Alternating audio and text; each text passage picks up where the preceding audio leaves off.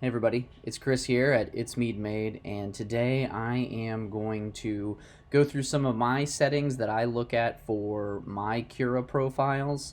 There is a lot of settings here, but there's only a few that I actually always am looking at. I got a message from a subscriber asking for me to share my profiles, so instead I figured I could share my favorite settings and how I set up things. There's certain things that I'm always changing. The biggest thing, I guess, to tell you is always be afraid of when you hear from somebody that here are the perfect Cura profile settings. There's no such thing for a profile to work for everybody. I have multiple profile settings that I've created for different things, and even then I change them on the fly for every single print. So understanding some of these settings and what they do, so when you see certain things, that is what's beneficial. It's because nobody can make the perfect profile setting that is going to help you. It might be the perfect profile setting for them and their printer, but it's not going to be the perfect profile setting for everybody. Because I have certain settings that I'll change depending on what printer I'm printing on, even though I have two Ender Pros, or Ender 3 Pros. So, that being said, I'm going to just jump in here into Cura and start to go through some of the settings that I'm always looking at. So here we go. So I went ahead in here and I dropped in a Benchy, just to kind of use as an example here. This is one of the things that I use for my cosplay armor that I've been printing and stuff. It's just a pretty good overall settings that are pretty generic. So for my layer height, I am always printing around a 0.1 or a 0.08. The initial layer height, I'm always printing at a 0.2, just because I have a -1 Z offset for how I'm actually printing on my bed, just because of the way that I actually level my bed and stuff. I do an offset. My wall width is a 0.4, and my initial layer line width is 150%. So what that means is it's actually squeezing out a little more filament than usual, and it's trying to get a good squish. You can leave it at 100%, but this is one thing that just for my first layer, I always push out a little more filament. So that is the settings that I'm really always focusing on here, is the layer height, the initial layer height, and my initial layer line width. So moving on to the shell. The shell is obviously the outside of the print. My top layer, I do 5 layers, so 5 layers on the very top layer of anything. And my bottom thickness is 0.1. Those are just some of the things that I have. My wall line count, I have at 4 lines. So the thickness of each wall is 4 lines. I do this for my cosplay stuff because I'm usually sanding and I want my walls pretty thick, but this could actually be thinner. I probably would never go less than 2 lines, honestly. 3 is a good median, but 4, I like it a little thick. So my top layer is 5, my bottom layer is 5, and the initial bottom layers are 5. So for example, that means down here on the bed it would be 5 layers no matter what, and then say for this right here, the base right here, that would be a bottom, and what it would do is it would make it 5 as well.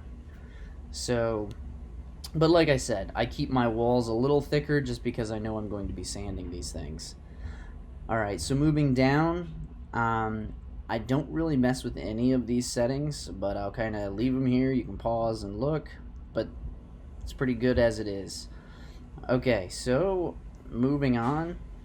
My infill density is at 10% typically, and I don't know why it's on here, but I use Gyroid. Gyroid is an amazing infill because it is 30 to 40% more stronger than other infills, so, and it doesn't take up as much. It's a great infill, and I'd strongly recommend it. So I'll never go over 20% infill. That is one thing that I just never do. Everything here is pretty much just as I have it. I don't really mess with a lot of these settings. So I'll just pause here and you guys can look at it. And there we go. Scroll down a little more. Okay, so that's pretty much all my settings for infill. A lot of these I leave stock.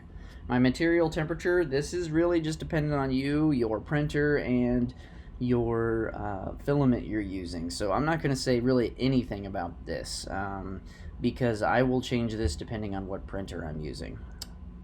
So right now it's just 200, bed temperature is 60, and that's about the only thing that I truly keep the same is my bed temperature is on 60 for all the PLA that I print. Speed. Speed is one of the things that I change honestly on every single print. I do a lot of stuff with my speed, and this is the one thing that I get a lot of questions on, like how I get such clean prints and things like that, and this is right where it's at in the speed. So if I'm printing something with a high detail, like some of my busts that I'm painting or some of my figures that I want to paint, I will actually, and I kid you not, I will be printing at 15 millimeters a second. I slow my printer way down. I'm never in a hurry to get my printers to finish printing for me. And I'll go from 15 to 25 millimeters a second, and that makes them go so much better in quality.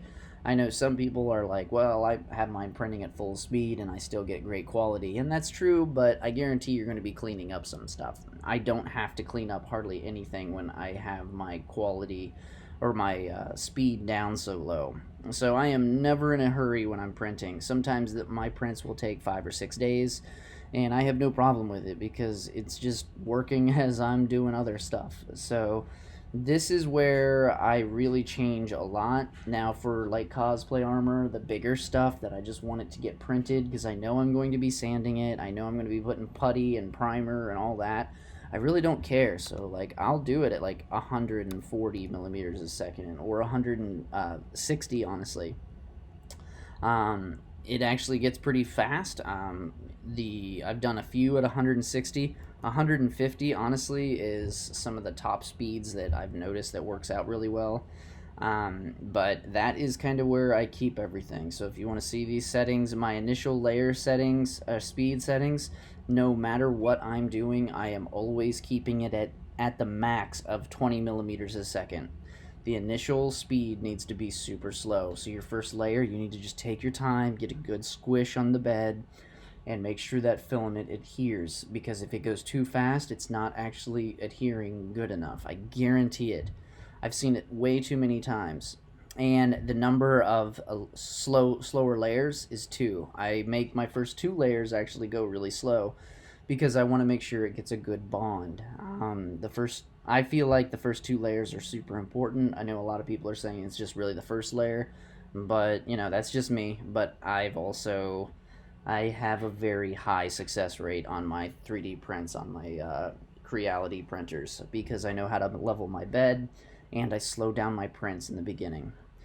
So you can see here that these are all the standard settings that I don't really do anything. I do enable jerk control, and that is really it here. So I'm gonna just move on to travel.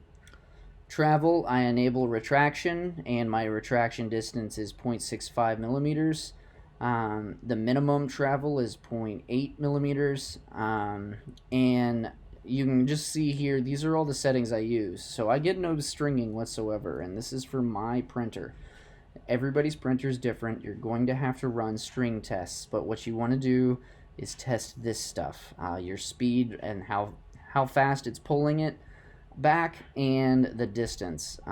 So really start playing with this stuff. And I also retract at a layer change. So when it's moving at a layer change, you never know how it's moving, so I always retract there. And I get very little to any stringing whatsoever. So moving on, I'm going to bring this down to cooling. So cooling, and this is the one thing I enable print cooling, fan speed at 100%, except the initial fan speed is at 0, and I make sure my first layer, it is not on whatsoever. That's important because you want that bed hot, you want that filament hot on the bed. So you can see those settings, and moving on. Support, I am going to skip that for right now and come back to that. Build plate adhesion. Now this is the one thing that it really depends on my print. So some prints I'll use a brim, some I'll use a skirt, some a raft, and honestly most of the time I'm not going to use anything. But I am going to use my Z offset, and this is actually an addition you get in the marketplace. So you can see here I have it at -1, and then my quality, my initial layer is at a 0.2. So this is actually guaranteeing that I have a 0.1 because I have already set my bed to be plus.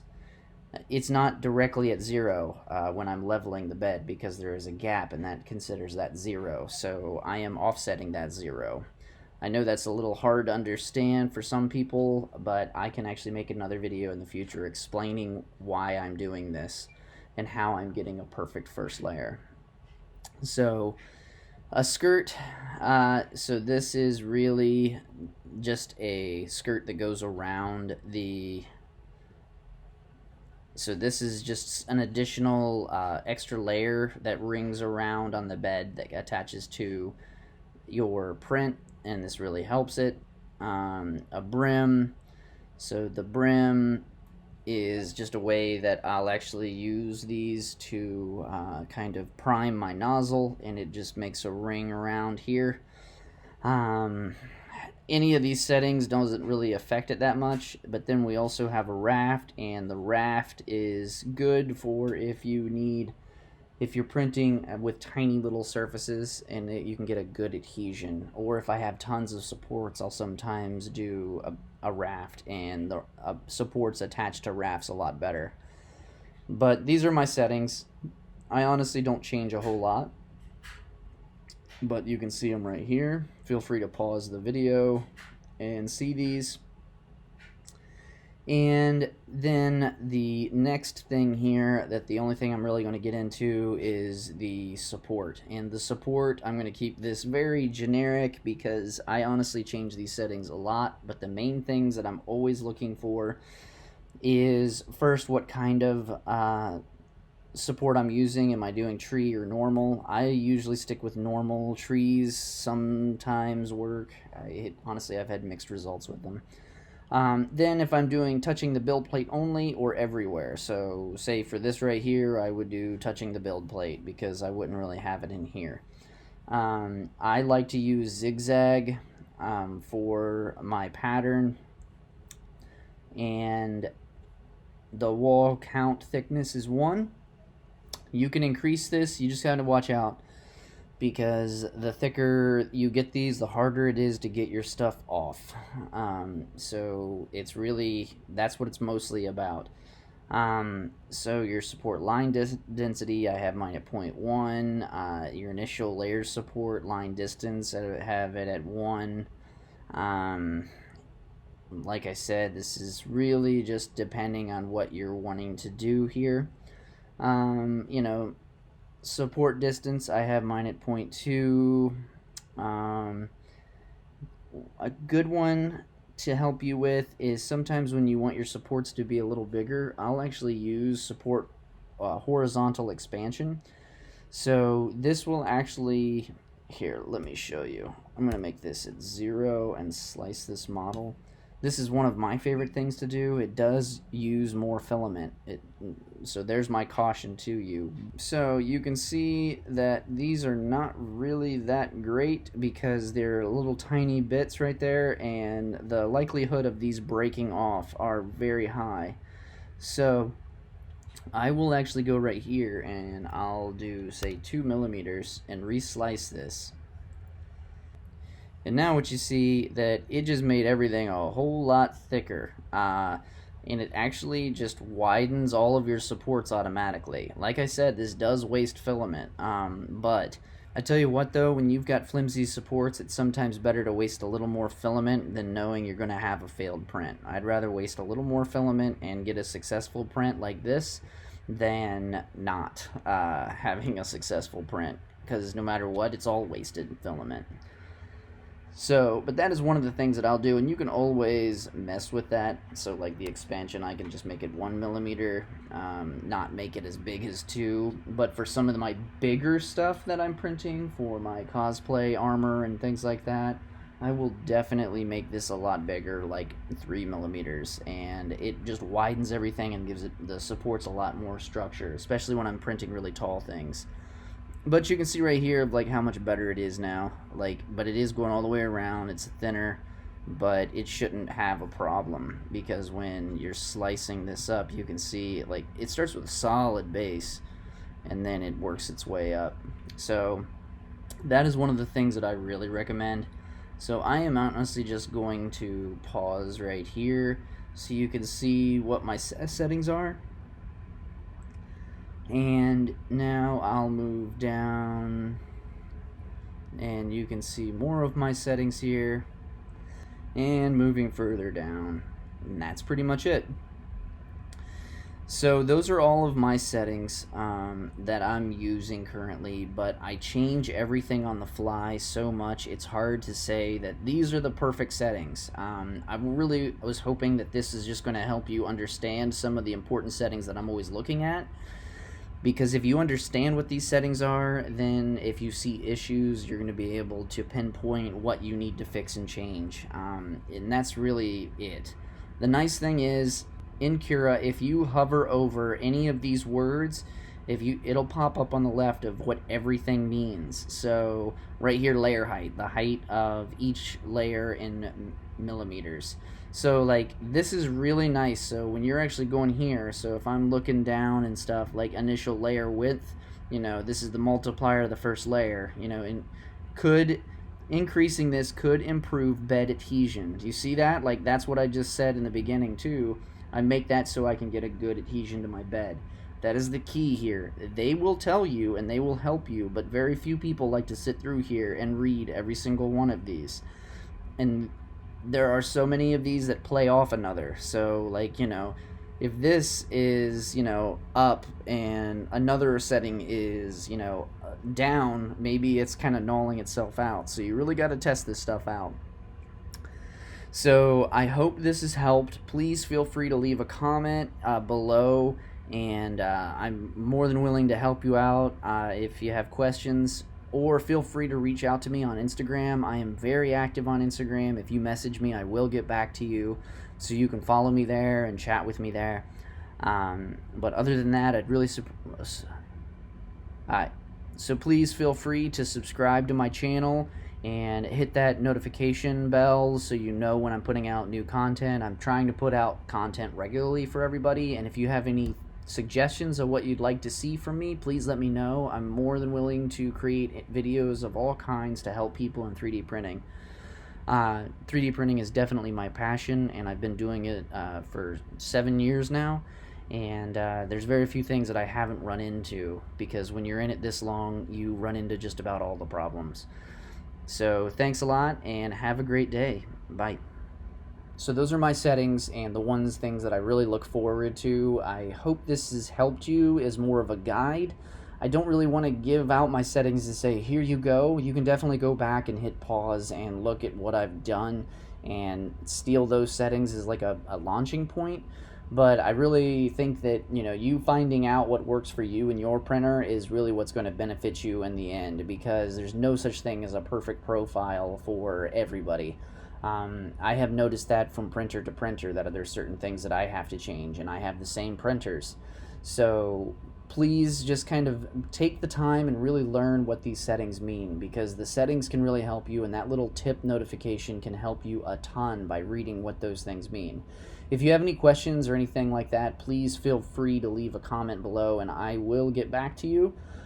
If you want to chat, feel free to jump over to Instagram and you can message me there and follow me. I am very active on Instagram and I'm always talking with people. If you have any questions, please just send me a question and I'll try to answer it for you. I've been 3D printing for 7 years now, and there's very few things that I haven't run into, and I'd love to help you.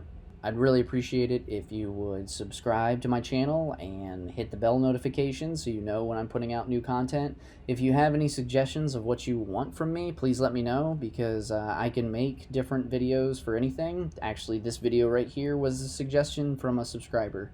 I'm always wanting to help. That's my main goal of this channel. So I hope you have a great day, and have a good one. Bye.